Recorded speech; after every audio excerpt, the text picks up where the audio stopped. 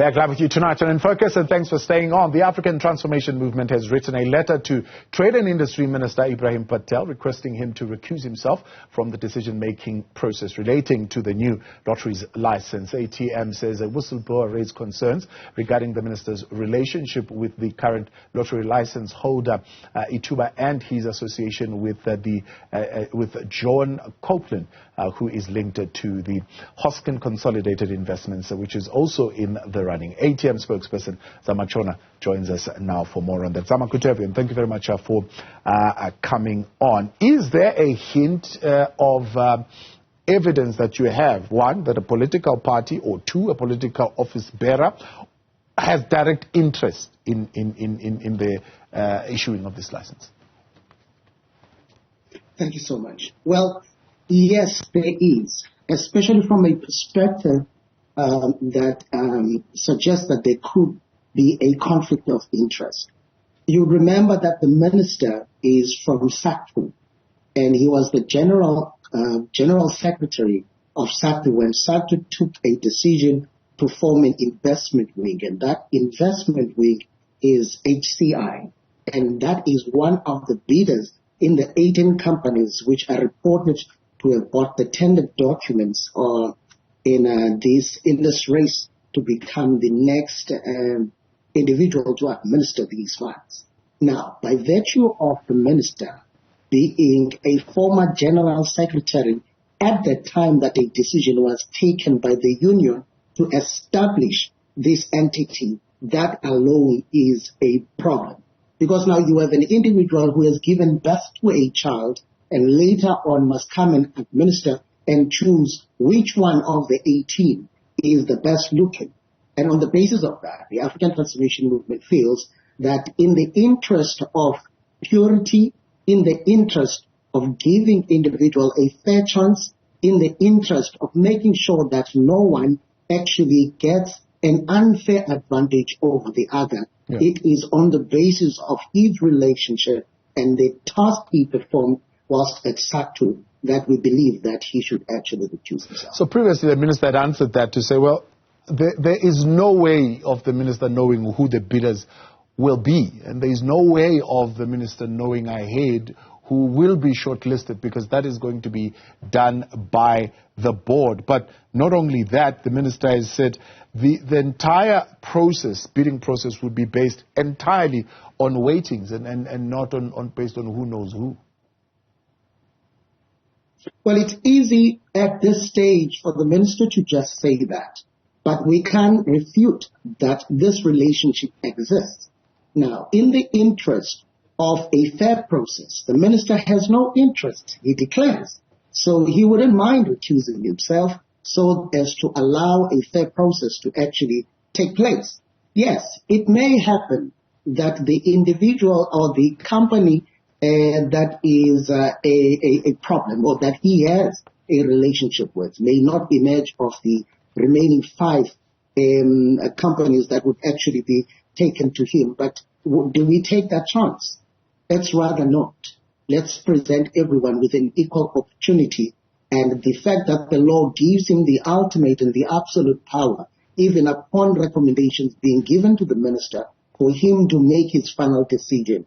But this relationship, and him being a former general secretary that gave birth to the investment wing that is a shareholder in the company, so it's only best that the minister does not include himself, lest we see this particular process as riddled with irregularities. Yeah.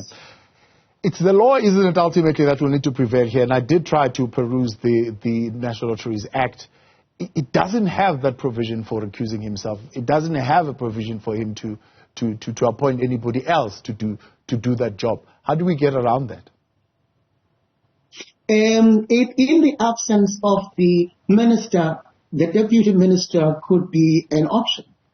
The law makes that option a viable option, because we do not speak of deputy ministers without speaking about succession, or without speaking about when the minister is incapacitated to perform his duties, then the deputy shall take over. So there is a provision inbuilt within the law that could assist in cases of this nature. So it only takes an individual who understands the concept of integrity and an individual who understands the concept of a fair process who would then allow for such to actually take place, even if he deems that the law does not permit. But we believe as the African Transformation Movement that is not true. There is a provision, and that provision is that when the minister is incapacitated to do his duty, the deputy must make decisions. Yeah, we've not seen that in practice in this country. I mean, even when the minister is out of the country, another minister is put into that position and holds two portfolios. So it not necessarily goes that way in the country, that where the minister is incapacitated, the deputy minister acts. But also, in this instance, the minister will say, I'm not incapacitated. I'm able to act. So there's really no reason why I shouldn't. Well, he may not be incapacitated as in he's fully conscious to perform his duty, but he is conflicted. Now, that conflict, it actually declares a state of incapacitation because he is now conflicted. Because what we want at the end of the day, the African Transformation Movement always advances this. Let the system be a system that gives fair chances to every individual who's found within the space. Because if we do that, then we are upholding the ideals of our democracy. This is why we believe that even if at times you see that there are no clear permitted laws, as you were saying, but in the interest of justice, it must be seen to be done as much as it is done. And in the event that we still have men of integrity, and hopefully he would understand that the creation of a conducive environment wherein all would be given an equal opportunity to participate and emerge in the event that the other is found to be head and shoulders above the rest. He would actually say, you know what, in the interest of justice, let me step back. On that note, in the interest of justice, this would not be the first license that would have been contested hotly, ending up in courts. I think the previous minister also had a similar situation where a license was then challenged in a court of law, where the other bidders said no, the courts need to be the final arbiters in this. So one would say, if indeed it gets to that point and there are people who are unhappy with the outcome, there are always courts that you can go to find remedy. Sometimes it does not have to be dragged to the courts of law when it can be prevented. Why drag it out? Why add layers upon layers when we could find a simpler solution where an individual who knows that he is conflicted just simply takes a step back and allow the process to take on? Because sometimes we lose a lot of money in these court battles, and we lose a lot of taxpayers' money in these texts. And if an individual sees that there could be a way to short-circuit the process without losing any more money of the taxpayers, allow the process to be fair and allow those who are not conflicted to make decisions when you are found to be conflicted.